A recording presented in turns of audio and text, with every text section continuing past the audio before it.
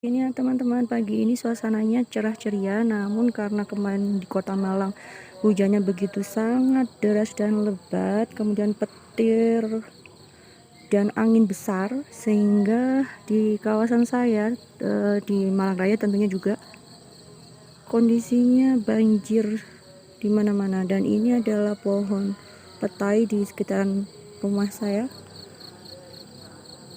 patah sebesar ini, biar dipatah seperti ini. Subhanallah. Dan di bawahnya ini adalah tanaman cabai, jagung juga pada tumbang teman-teman. Pagi ini lumayan cerah, tapi juga masih tetap mendung.